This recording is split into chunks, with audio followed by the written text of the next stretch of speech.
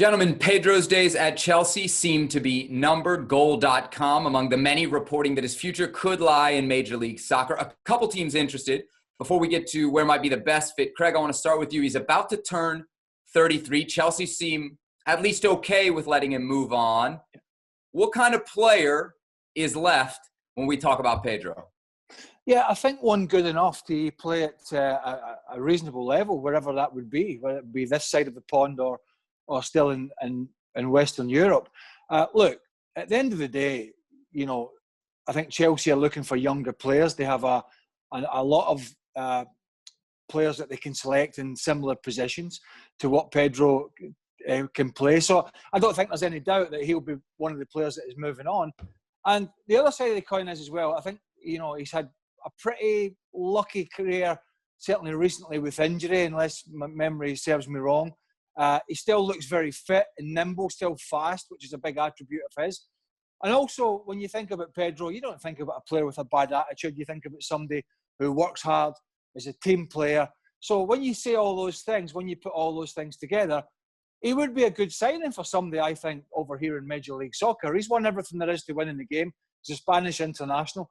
And although he is, as you say, turning 33, Sebi, I still think he's got a lot to offer, and he's a very hard-working player. Hey, Herc, as far as designated players go, we figure Pedro would probably fit into that. If you look at his salary now, it's, I think, just shy of like £6 million a year. Is he worth it? Because you got to factor in on-field and off-field when you talk designated players in MLS. Yeah, but the interesting thing with Pedro, and I think he's worth it because of this, in this post-pandemic transfer window, you're going to see a lot of bargain sells. He's going to be a free transfer, so you don't have to pay that transfer if you're Major League Soccer. That's a very attractive for any team around the world. You've already seen the teams he's been linked to, I believe Roma and Betis. There is demand for a player of his attributes. He's very good movement, very good on the ball, very smart in his decision-making in the final third. He may not be an out-and-out goal scorer or somebody that you think is going to be very goal dangerous, but he gets his within the game. I think this is a fantastic signing for any team within Major League Soccer. I don't know if £6 million pounds a year is the number here in Major League Soccer, but I think if he wants to be a designated player, there will be teams who will go after him. I can think of a few already. I know he's been linked to New York City FC. I think it's a fantastic move by the way they play, the style, offensively, what he can produce. We've already seen what David Villa did there, and I know they're different players. But what I'm saying is it's a chain reaction when stars, international stars, see what happens when somebody comes to Major League Soccer and the success they can have on and off the field. It's very enticing. I think Pedro is a very good move, not only for Major League Soccer, but for him at this point in his career. Craig, let's talk about some of those options. Put yourself in Pedro's shoes. You're winding down your career. You're looking for your next step. You know what he's got left in the tank. You just told us that. Some of the options, Betis, Roma, reportedly Japan as well. Would you choose MLS if those are your options?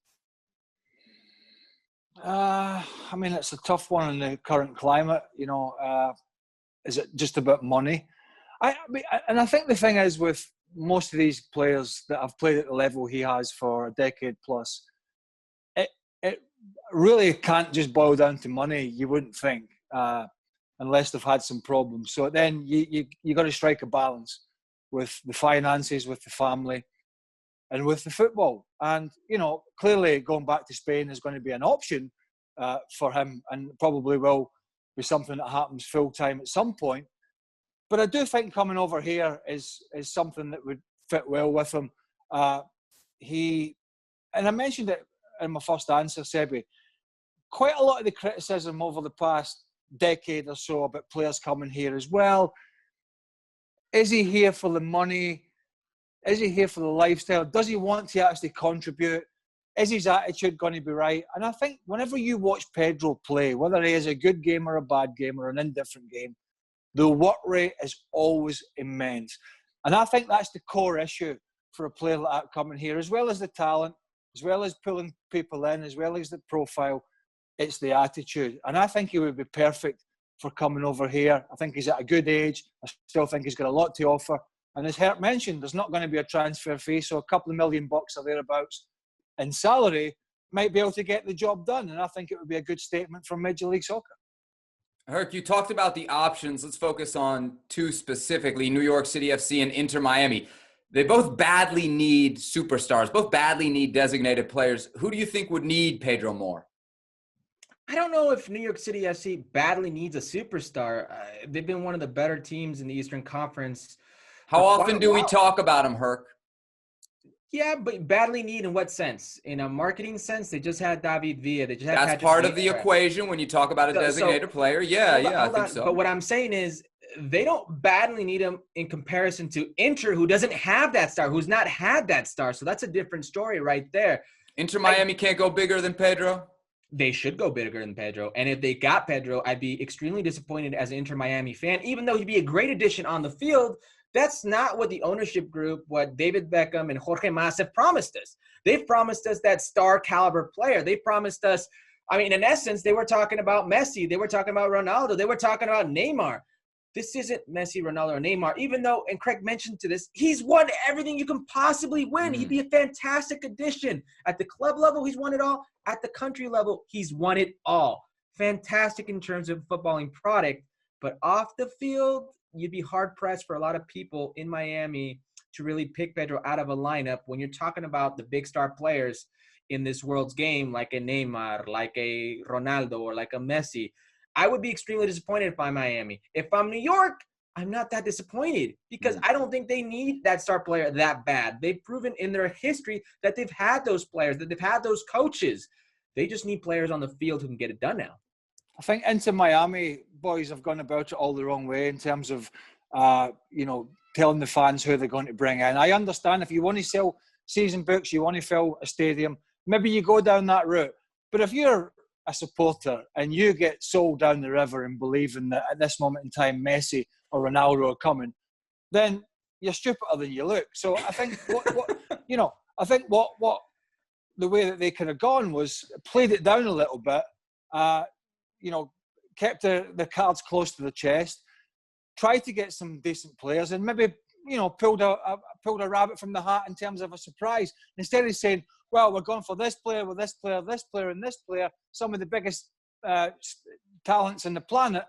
And then all of a sudden you go back to somebody who's been a very, very good player, but it hasn't got the gravitas of the guys that they've talked about. All of a sudden it becomes a disappointment. When really signing Pedro isn't a disappointment for anybody, or shouldn't Exactly.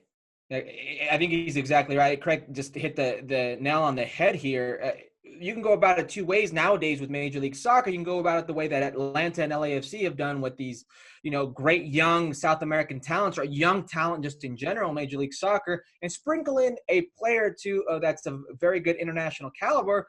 Or you can go the Minnesota United route when they first came into the league, and it's not really spend. Go with some Major League Soccer players that are veteran presence, but not really big-time players within the league.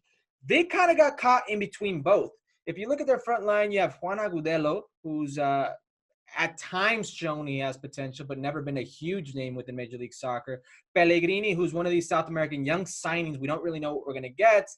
And then Pizarro, and a lot of holes in that roster. So you shouldn't really be saying, we want the world's best, we're going to get big stars. You didn't go one way or the other. You're just kind of trying to promise people that you're going to do big things without actually fulfilling them. All right, then Pedro, 32. He'll turn 33 this year. Options in Spain. It would appear Italy, Japan as well. We'll see if he ends up in Major League Soccer. Well, thank you very much for watching ESPN on YouTube. For more sports highlights and analysis, be sure to download the ESPN app. And for live streaming, premium content, and let's not forget as well, ESPN FC 7 days a week. Subscribe to ESPN+.